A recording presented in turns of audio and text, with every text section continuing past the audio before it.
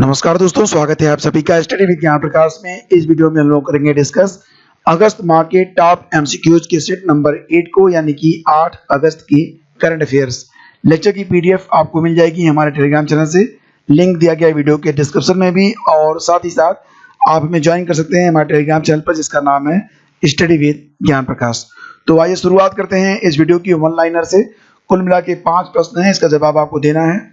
तो Shirley and grow का निधन हो गया है, उनका संबंध किस क्षेत्र से है या किस क्षेत्र से था? तो देखिए, जो शर्ली एंड ग्रो हैं वो एक नॉवेलिस्ट थी, इतना मैं आपको बता देता हूं। इसके बाद क्रम से आगे बढ़िए। सियासत में सदस्यता नामक पुस्तक के लेखक कौन है? ये किताब अभी हाल ही में आई है।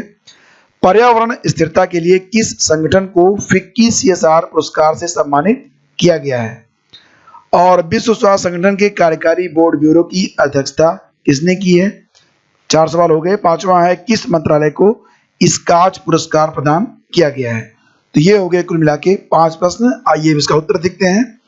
तो बात करते हैं शर्ली एंड ग्रो के बारे में। ये अमेरिका की एक उपन्यासकार थी, ये आप जरूर याद रखना। अमेरिका की रहने वाली थी और ये एक नॉवेलिस्ट थी, एक उपन्यासकार। और इनकी जो किताब आई थी 1965 में, इनको उसी किताब के लिए पुलित्जर पुरस्कार भी प्रदान किया गया था। किताब का नाम था the keepers of the house. ठीक है, the keepers of the house किताब के लिए इन्हें पुलित्जर पुरस्कार प्रदान किया गया था। और उनकी जो पहली पुस्तक थी द ब्लैंक प्रिंस, वो 1954 में आई थी। 1954 में तो इनका निधन हो गया है। सियासत में सदस्यता नामक पुस्तक के लेखक कौन है? इस किताब का विमोचन किया था बिहार के मुख्यमंत्री नीतीश कुमार जी ने, और ये किताब लिखी गई है विजय कुमार चौधरी जी के द्वारा। तो ये आप याद रखेंगे, विजय कुमार चौधरी की लिखी किताब है ये, सियासत में सदस्यता। पर्यावरण स्थिरता के लिए किस संगठन को फिक्की CSR पुरस्कार से सम्मानित किया गया है? तो बात करते हैं सबसे पहले फिक्की के बारे में। FICCI फुल फॉर्म मतलब federation of Indian chambers of commerce and industry. Federation of Indian chambers of commerce and industry, ये इसका फुल फॉर्म होता है। ठीक है, और इसका जो हेडक्वार्टर है वो नई दिल्ली में है। स्थापना हुई थी 1927 में। स्थापना की गई थी घनश्याम दास बिरला के द्वारा। और CSR, ये जो पुरस्कार है CSR, इसका मतलब होता है कॉर्पोरेट सोशल रिस्पॉन्सिबिलिटी। ठीक है, तो ये पुरस्कार प्रदान किया गया है किसको? ये पुरस्कार दिया गया है डालमिया भारत समूह को। ये आप याद रखेंगे, डालमिया भारत समूह। विश्व स्वास्थ्य संगठन के कार्यकारी बोर्ड ब्यूरो की अध्यक्षता की है डॉक्टर हर्षवर्धन ने। तो डॉक्टर हर्षवर्धन, जिनका जो चुनाव क्षेत्र है वो चांदनी चौक नई दिल्ली है, और ये वर्तमान में स्वास्थ्य व परिवार कल्याण मंत्री के पद पर हैं। तो इन्होंने विश्व स्वास्थ्य संगठन के कार्यकारी बोर्ड ब्यूरो की अध्यक्षता की है। किस मंत्रालय को स्कॉच पुरस्कार दिया गया है? सही जवाब इसका होगा जनजातीय मामलों के मंत्रालय, जिसके मंत्री हैं अर्जुन मुंडा। तो ये हो गए 5 सवाल। अब आइए आगे बढ़ते हैं। क्वेश्चन नंबर 1, राष्ट्रीय हथकरघा दिवस ये अभी हाल ही में मनाया गया, तो ये कब मनाया गया? सही जवाब इसका बनेगा ऑप्शन डी। तो 7 अगस्त को मनाया गया है। 6 अगस्त को मनाया गया था हिरोशिमा दिवस। 1 अगस्त को मनाया गया था मुस्लिम महिला अधिकार दिवस पहली बार। तो ये तीनों आप याद रखेंगे। राष्ट्रीय हथकरघा दिवस ये मनाया गया कब? 7 अगस्त को। तो आपको बता दें कि 7 अगस्त को भारत सरकार द्वारा 29 जुलाई 2015 की तारीख के राजपत्र अधिसूचना के माध्यम से राष्ट्रीय हथकरघा दिवस के रूप में अधिसूचित किया गया था, जिसका उद्देश्य हथकरघा उद्योग के महत्व और आमतौर पर देश के सामाजिक आर्थिक योगदान में इसके महत्व के बारे में लोगों को जागरूक करना है। तो 2015 से मनाया जा रहा है, ये भी आप याद रखेंगे। राष्ट्रीय हथकरघा दिवस प्रतिवर्ष 7 अगस्त को मनाया जाता है। कौन सी कंपनी IISc बेंगलोर में रोबोटिक्स लैब की स्थापना करने जा रही है? तो सही जवाब इसका बनेगा option C, that is Nokia company. और ये जो लैब होगा उसका नाम रखा जाएगा Nokia centre of excellence robotics. ठीक है, तो ये आप याद रखेंगे, ऑप्शन सी इसका सही जवाब है। स्मार्ट इंडिया हैकाथॉन 2020 किसने जीता है? स्मार्ट इंडिया हैकाथॉन 2020 ये किसने जीता है? तो देखिए, ये जो पुरस्कार है वो जीता गया है DIAT यानी कि defence institute of advance technology, जिसका मुख्यालय कहाँ पर है, पुणे में, तो पुणे ने इसे जीता है। ठीक है, और ये जो हैकाथॉन है इसका आयोजन अभी हाल ही में 1 से 3 अगस्त के बीच में नोएडा में NIT में किया गया था, HRD मंत्रालय और AICTE के द्वारा। तो defence institute of advance technology की जो टीम है छात्रों की, उन्होंने आर्टिफिशियल इंटेलिजेंस का उपयोग करके चेहरे, अभिव्यक्ति और हाव भाव की पहचान के लिए दृष्टि नामक एक समाधान दिया था और इसके लिए उन्हें 1 लाख का पुरस्कार प्रदान किया गया। तो सही जवाब बनेगा यहाँ पर ऑप्शन बी। 7 अगस्त 2020 से पहली किसान रेल महाराष्ट्र के देवलाली स्टेशन से कहां के लिए चलाई गई है? देवलाली स्टेशन। तो ये ट्रेन चल के आएगी बिहार तक, बिहार के दानापुर रेलवे स्टेशन तक, ये आप याद रखेंगे।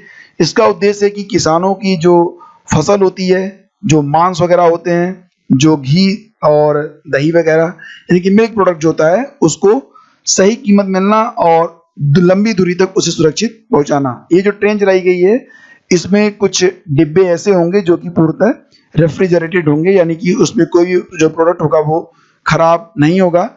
और ये 7 अगस्त से चल रही है, देवलाली महाराष्ट्र से दानापुर बिहार तक। तो आगे बढ़ते हैं।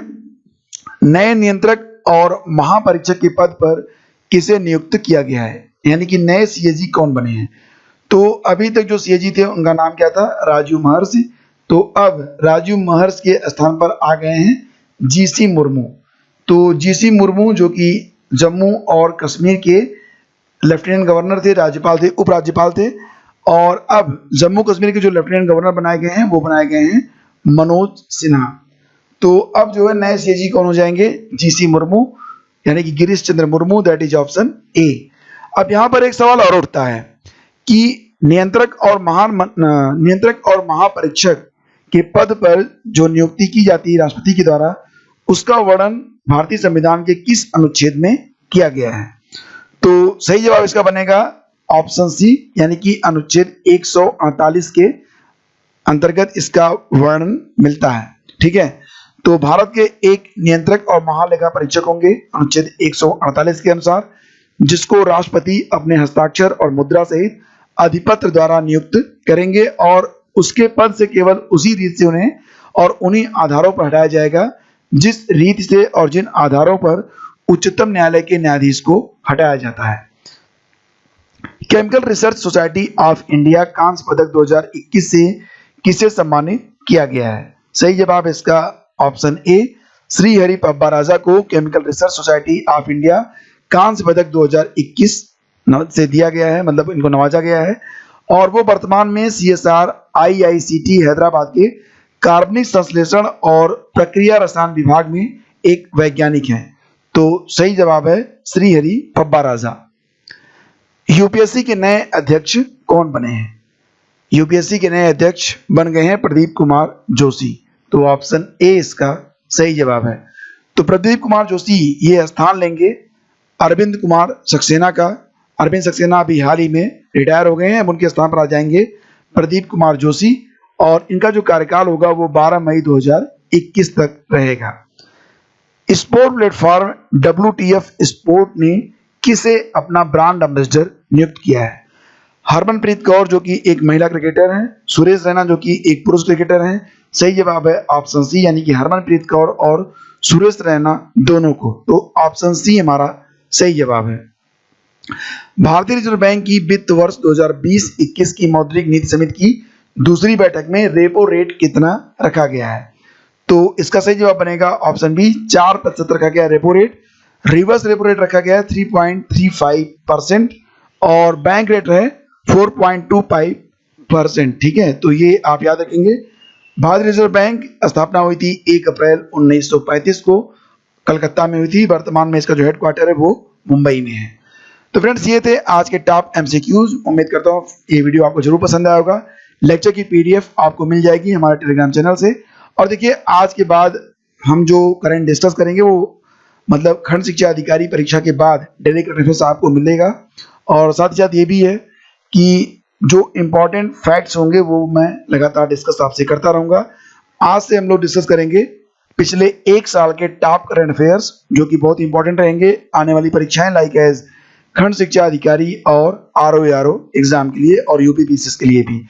तो समय काफ़ी कम है, इसलिए जो डेली करंट अफेयर है वो रोक दिया जाएगा और आपसे अब एक साल के जो करंट अफेयर्स हैं जो कि एग्जाम के लिए बहुत इंपॉर्टेंट है, अब हम उसको डिस्कस करेंगे। तो आज से आपको वीडियोस मिलने स्टार्ट हो जाएंगे। Thank you so much, have a great day, जय हिंद।